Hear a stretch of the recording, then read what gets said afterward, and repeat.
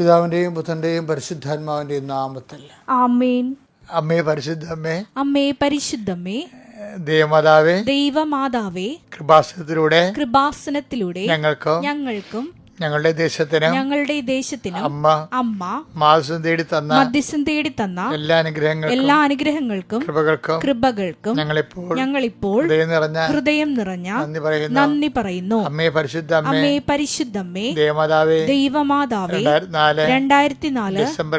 December 7 ഉച്ചകഴിഞ്ഞ് 2:30 കൃപാസനത്തിൽ സംഭവിച്ച അമ്മയുടെ പ്രത്യക്ഷപ്പെടലിനെ കുറിച്ച് തിരുസഭയ്ക്ക് സമർപ്പിച്ചിരിക്കുന്ന പഠനരേഖകളുടെ സഭാത്മകമായ പഠനം ആരംഭിക്കുവാൻ ഞങ്ങൾ അങ്ങയോട് താഴ്മയോടെ പ്രാർത്ഥിക്കുന്നു. അമ്മേ പരിശുദ്ധമേ, ഭൂസ്വർലോകങ്ങളുടെ രാജ്ഞിയായ അങ്ങയ്ക്ക് ഭൗമസംരക്ഷണത്തിനായി പ്രപഞ്ച പ്രകൃതിയെ തന്നെ തിരുസഭ പ്രതിഷ്ഠിക്കുവാൻ ഈ പ്രത്യക്ഷീകരണം വഴി ഇടയാക്കണമേ.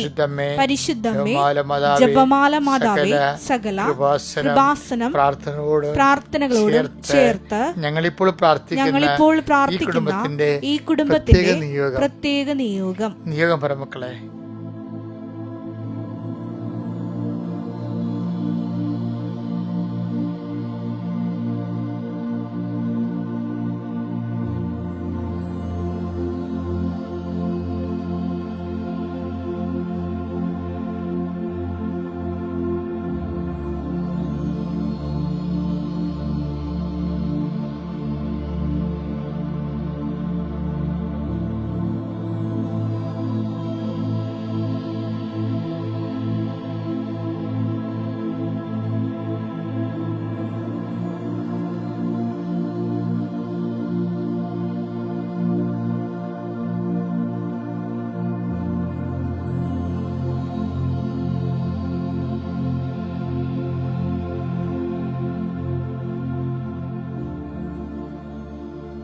അമ്മയുടെ പ്രത്യക്ഷീകരണത്തിന്റെ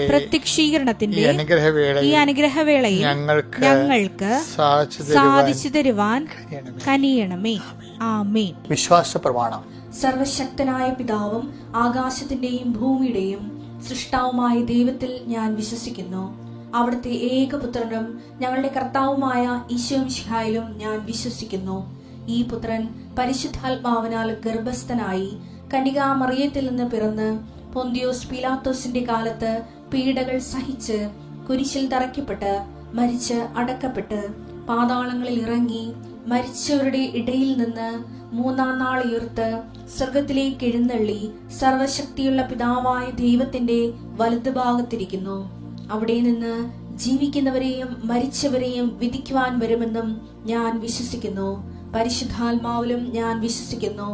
വിശുദ്ധ കത്തോലിക്കാ സഭയിലും പുണ്യവാന്മാരുടെ ഐക്യത്തിലും പാപങ്ങളുടെ മോചനത്തിലും ശരീരത്തിന്റെ ഉയർപ്പിലും നിത്യമായ ജീവിതത്തിലും ഞാൻ വിശ്വസിക്കുന്നു. ആമേൻ. സുഖസ്ഥനായ ഞങ്ങളുടെ പിതാവേ, അങ്ങയുടെ നാമം പൂജിതമാകണമേ. അങ്ങയുടെ രാജ്യം വരണമേ. അങ്ങയുടെ തിരുമനസ് സ്വർഗത്തിലെ പോലെ ഭൂമിയിലും ആകണമേ. അന്നു വേണ്ടുന്ന ആഹാരം ഇന്ന് ഞങ്ങൾക്ക് തരണമേ. ഞങ്ങളോട് തെറ്റ് ചെയ്യുന്നവരോട് ഞങ്ങൾ ക്ഷമിക്കുന്നത് പോലെ ഞങ്ങളുടെ തെറ്റുകൾ ഞങ്ങളോടും ക്ഷമിക്കണമേ. ഞങ്ങളെ പ്രലോഭനത്തിൽ ഉൾപ്പെടുത്തരുതേ, തിന്മയിൽ ഞങ്ങൾ രക്ഷിക്കണമേ. ആമേൻ. നന്മ നിറഞ്ഞ മറിയമേ, സ്വസ്തി. കർത്താവ് അങ്ങയുടെ കൂടെ സ്ത്രീകളിൽ അങ്ങ് അനുഗ്രഹിക്കപ്പെട്ടവളാകുന്നു. അങ്ങയുടെ ഉദരത്തിൻ ഫലമായി ഈശോ അനുഗ്രഹിക്കപ്പെട്ടവനാകുന്നു. പരിശുദ്ധ മറിയമേ, തമ്പുരാന്റെ അമ്മേ, പാപികളായ ഞങ്ങൾക്ക് വേണ്ടി ഇപ്പോഴും ഞങ്ങളുടെ മരണസമയത്തും തമ്പുരാനോട് അപേക്ഷിക്കണമേ. ആമേൻ.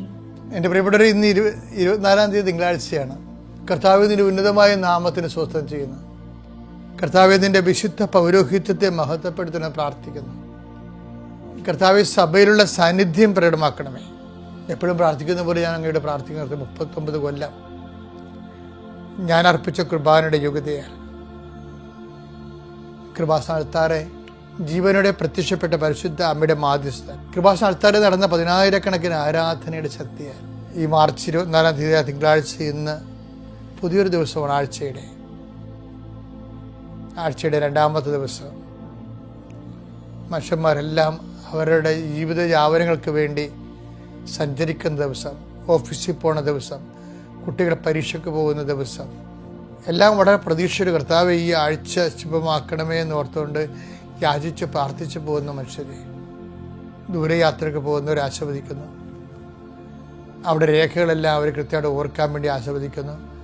അവിടെ വഴിയാത്ര സംഭവിക്കാൻ സാധ്യതയുള്ള എല്ലാവിധ തടസ്സങ്ങളെയും ഇന്നത്തെ ഈ പ്രാർത്ഥനയെ ബന്ധിക്കുന്നു. കർത്താവെ, ഭവനരഹിതരെ വീണ്ടും വീണ്ടും മനസ്സിൽ ഓർക്കുന്നു. കർത്താവെ, വർഷങ്ങളായിട്ട് ഗവൺമെൻറ്റിൽ പല പല കാര്യങ്ങളിൽ അപേക്ഷ വെച്ചിട്ട് ഒരു തീർപ്പും കിട്ടാത്തവരുണ്ട്. ഈശോയെ, ഹൗസ് ലോൺ കിട്ടാത്തവരെ, വീടിന് കർത്താവ് റവന്യൂ ഡിപ്പാർട്ട്മെൻറ്റിൽ നിന്ന് നോ ഒബ്ജക്ഷൻ സർട്ടിഫിക്കറ്റ് കിട്ടാത്തവർ, കർത്താവ് ഓരോരോ കാര്യങ്ങൾക്ക് ഈ നമ്മൾക്ക് റിപ്ലൈ വരാത്തവർ, അങ്ങനെ പല പേപ്പറുകളും ആഗ്രഹിച്ചിട്ട് കിട്ടാതിരിക്കുന്നവർ, അങ്ങനെ എല്ലാവരെയും പെൻഡിങ്ങിലുള്ള വിഷയങ്ങളെല്ലാം സമർപ്പിച്ച് പ്രാർത്ഥിക്കുന്ന കർത്താവേ, അതെല്ലാം ഈ ആഴ്ച സമയബന്ധിതമായിട്ട് സമയത്തിൻ്റെ അധികാരി സഞ്ചാരി മാതാവ് കൃപാസനത്തിൻ്റെ അമ്മ നിങ്ങളെ സഹായിക്കുകയും സന്ധിക്കുകയും ചെയ്യട്ടെ. കർത്താവിൻ്റെ ഉന്നതമായ നാമത്തിന് സ്വസ്ഥം ചെയ്യുന്ന കർത്താവേ, വഴക്കുള്ള കുടുംബങ്ങൾ, കേസ് കോടതി നിലനിൽക്കുന്നവർ, കേസ് തള്ളിപ്പോണമെന്ന് ആഗ്രഹിക്കുന്നവർ, നീതി നടക്കാൻ വേണ്ടി ആഗ്രഹിക്കുന്നവർ, കർത്താവ് എല്ലാം നിൻ്റെ തിരുമനസ്സനുസരിച്ച് നിറവേറാൻ, കാല വിളംബം നിറവേറാൻ എത്ര വേഗം നിറയിടയാക്കണം പ്രാർത്ഥിക്കുന്നു. കർത്താവ് ജീവിതത്തിൽ അവർക്ക് ആവശ്യമായ സമയത്ത് ആവശ്യമായ അനുഗ്രഹം കിട്ടായ്ക മൂലം പ്രാർത്ഥിക്കാൻ പോലും തോന്നാതെ, പണ്ട് നല്ലവണ്ണം പ്രാർത്ഥിച്ചിരുന്ന മക്കളാണ്, ഇപ്പോൾ പ്രാർത്ഥിക്കാൻ തോന്നണില്ല, അവർ മടിഞ്ഞിരിക്കുന്നു, മനസ്സ് മടുത്തിരിക്കുന്നു. അങ്ങനെയുള്ളവരെ നീ സന്ധിക്കണം പ്രാർത്ഥിക്കുന്നു. യാത്രയ്ക്കുള്ളവരെ സംബന്ധിച്ച് പ്രാർത്ഥിക്കുന്നു. സംരംഭങ്ങൾ തുടങ്ങുന്നതിനെ സംബന്ധിച്ച് പ്രാർത്ഥിക്കുന്നു. ഉദ്യമങ്ങൾ ചെയ്യുന്നവരെ സംബന്ധിച്ച് പ്രാർത്ഥിക്കുന്നു. അത് പൂർത്തിയാക്കിയിട്ട് കർത്താവ് സെയിൽ ചെയ്യാൻ ഉദ്ദേശിക്കുന്നവരെ, തങ്ങളുടെ ഉൽപ്പന്നങ്ങൾ വിറ്റഴിക്കാൻ വേണ്ടി പുറത്തോട്ട് ആ വസ്തുക്കളുമായിട്ട് പോകുന്നവരെ സംബന്ധിച്ച് പ്രാർത്ഥിക്കുന്നു. സ്ഥലങ്ങൾ വിൽക്കുന്നവരെയും സ്ഥലങ്ങൾ വാങ്ങുന്നവരെയും അതിനുവേണ്ടി ശ്രമിക്കുന്നവർ, അവരെല്ലാം കർത്താവ് അവരുടെ യാത്രകൾ ശുഭമാക്കണം പ്രാർത്ഥിക്കുന്നു. കർത്താവ് ചില കേസുകൾ പറഞ്ഞു തീർക്കാനും ചില ഭവനങ്ങളിൽ നിന്ന് ഒത്തുതീർപ്പിന് വേണ്ടി ശ്രമിക്കുന്നവർ, അത് ഒത്തുതീർപ്പ് ശ്രമങ്ങൾ വിജയകരമാകാൻ വേണ്ടിയും സമാധാനം സ്ഥാപിക്കാൻ വേണ്ടി പ്രാർത്ഥിക്കുന്നു. എൻ്റെ കർത്താവിൻ്റെ ഉന്നതമായ നാമത്തിൽ, സഭയുടെ അധികാരത്തിൽ, കുരിശിൻ്റെ അടയാളത്തിൽ, ദൈവശക്തിയാൽ ഏതെല്ലാം വിഷയങ്ങൾക്ക് വേണ്ടി മക്കൾ വേദനിക്കുന്നുവോ, വിഷമിക്കുന്നുവോ, വെന്തുനീറുന്നുവോ, ആ മേഖലയെല്ലാം കർത്താവിൻ്റെ കരുണ ചൊരിയുകയും നീ വീണ്ടെടുക്കുകയും ചെയ്യട്ടെ. കൃപാസനത്താരെ ജീവനോടെ പ്രത്യക്ഷപ്പെട്ട അമ്മ പരിശുദ്ധ ദേവമാതാവ് നിന്നെയും നിന്റെ കുടുംബത്തെയും ജീവിതത്തെ സന്ധിക്കട്ടെ. നിത്യപിതാവും പുത്രനും പരിശുദ്ധാത്മാവും സർവ്വശക്തനും നയിക്കുവാമേ. എൻ്റെ മക്കളെ, നമ്മൾ ഈ ദിവസം കണ്ടുകൊണ്ടിരിക്കുന്നത് തോബിത്തിൻ്റെ പുസ്തകത്തിന് 14:9. അതിലെ പ്രധാന പ്രമേയം എന്ന് പറയുന്നത് നീതിയേക്കാൾ വലുതാണ് കരുണയെന്നുള്ളതാണ്. പക്ഷെ പലപ്പോഴും നമ്മൾ നീതിയിലാണ് സന്തോഷിക്കുന്നത്, കരുണയിൽ നമുക്ക് സന്തോഷമില്ല. കരുണയുടെ വർഷം കഴിഞ്ഞെങ്കിലും കരുണ കാണിക്കുമ്പോൾ നീതി നമ്മൾ നിറവേറ്റുമ്പോൾ നമുക്ക് സന്തോഷം തോന്നാറുണ്ട്. പക്ഷെ നീതിയേക്കാൾ ഉന്നതമാണ് കരുണയുടെ ദൈവം കൊടുക്കുന്ന മൂല്യം. കരുണ കാണിക്കുമ്പോൾ അതുപോലുള്ള സന്തോഷം നമുക്ക് തോന്നണം. ആന്തരികമായി നമുക്കൊരു അത് വലിയ കാര്യമായി പോയെന്നുള്ള ആന്തരിക സംതൃപ്തി തോന്നണം.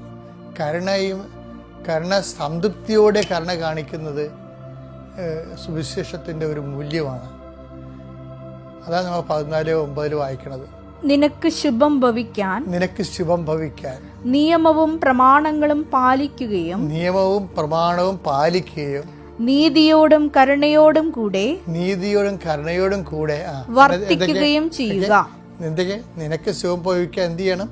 നീ 14:9 എന്താണ്? നീതിയോടും കരുണയോടും കൂടി വർത്തിക്കുകയും, വർത്തിക്കുകയും ചെയ്യുക. അപ്പം എങ്ങനെയാണ് കരുണ എന്താണ്, നീതി എന്താണ്, നീതിയേക്കാൾ എങ്ങനെ കരുണ വലുതായിരിക്കണത്, അതിൻ്റെ അനുഭവ തലങ്ങളാണ് ഞാനീ പറയാൻ പോണ കഥ ഇന്ന് നിങ്ങൾ വായിച്ചെടുക്കേണ്ടത്. പള്ളിക്കയറി തെറി പറയുന്നവനെ, കുർബാനക്കെടുത്ത് നോക്കി കാണിക്കണവരെ ഞാൻ കണ്ടിട്ടുണ്ട്. പക്ഷേ ഞാനത് എൻ്റെ കുർബാനക്ക് കുർബാന ഉയർത്തുമ്പോൾ ഒരുത്തൻ കന്യാസിമാർ ആൾക്കാരെ കുമ്പിടുമ്പോൾ അവർ പൊങ്ങി വരുമ്പോൾ ഇയാൾ മുമ്പിൽ നിന്ന് തുണുപോയി കാണിക്കും. 93 ഞാൻ എൻ്റെ ഒരു ചേട്ടൻ ഇടവകളുടെ ചേട്ടനോട് പറഞ്ഞു, ചേട്ടാ ആ ചേട്ടൻ എനിക്ക് നല്ലതാണ് സ്വഭാവം അറിയാം, ചേട്ടാ ഇതാണ് പ്രശ്നം, ഈ കന്യാസിമാർ എപ്പോഴും കുർബാന ഉയർത്തുന്ന സമയത്ത് അവർ കുമ്പിട്ട് പൊങ്ങുമ്പോൾ ഇയാൾ നോക്കി കാണിക്കണം. പള്ളിയിൽ നിന്നുണ്ട്, പള്ളിയിൽ നേരെ സമയമല്ലേ, ആള് പ്രാന്തനാണ്, ഇത് പറഞ്ഞൊരു കാര്യമില്ല. പക്ഷേ ഞാൻ ഈ ചേട്ടനോട് പറഞ്ഞതിന് ശേഷം ഞാനത് മറന്നുപോയി. അപ്പോൾ ചേട്ടൻ എന്നാ ചെയ്തെന്നറിയാവോ, എന്നോട് പറഞ്ഞ് അന്ന് തന്നെ പറഞ്ഞായിരുന്നു, അച്ഛൻ വിട്ടല്ലെന്ന് ചോദിച്ച്.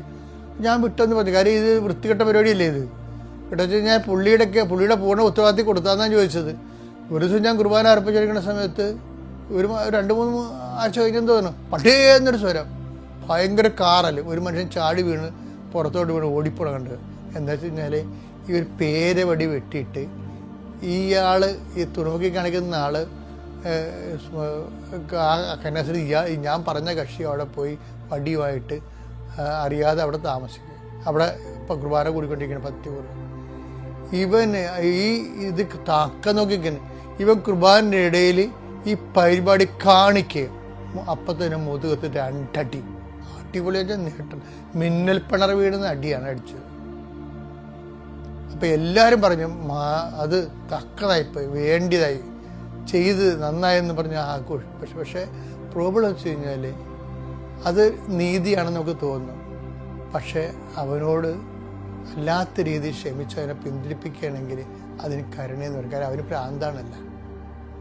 പക്ഷെ കരുണ ഉൾക്കൊള്ളാൻ നമുക്ക് പറ്റത്തില്ല. ഇപ്പം ഈ കാര്യത്തിൽ നിങ്ങൾക്ക് പറ്റില്ലല്ല, എനിക്കും പറ്റില്ല. അന്ന് അടി കൊണ്ട് കൃത്യം കൊണ്ട് ഇന്ന് ഞാൻ അതിനെക്കുറിച്ച് പശ്ചാത്താപമുണ്ട്. എന്താ കാര്യം, നീതിയല്ല. എനിക്ക് അന്നിന് അത്രയും ബൈബിൾ അറിയത്തില്ലായിരുന്നു. അവനോട് കാണിക്കേണ്ടിയിരുന്ന കരുണയായിരുന്നു കാണിക്കേണ്ടിയിരുന്നത്. നമ്മുടെ ദൈവം ഇപ്പം ഞാൻ പറഞ്ഞാൽ നിങ്ങൾക്ക് മനസ്സിലാകുന്നില്ലേ, നോൻപ് കാലമാണിത്. ദൈവത്തിനെ സത്യസന്ധമായിട്ട് അന്വേഷിക്കേണ്ട കാലമാണ്. അപ്പോൾ സത്യസന്ധമായിട്ട് അന്വേഷിക്കണം. അപ്പോൾ എല്ലാം കർത്താവ് തന്നെ ശുഭമാക്കി തരും. പ്രൈസ്തലാണ്. അത്യപൂർവ ദൈവാനുഭവങ്ങൾ ഇനി നിങ്ങൾക്കും സ്വന്തം. ഈ യൂട്യൂബ് ചാനൽ ഇതുവരെ സബ്സ്ക്രൈബ് ചെയ്തിട്ടില്ലെങ്കിൽ ഇപ്പോൾ തന്നെ സബ്സ്ക്രൈബ് ചെയ്യുക. ഈ വീഡിയോ ഇപ്പോൾ തന്നെ നിങ്ങളുടെ സുഹൃത്തുക്കൾക്ക് ഷെയർ ചെയ്തുകൊണ്ട് കർത്താവിന്റെ പ്രേക്ഷിതരാകുക.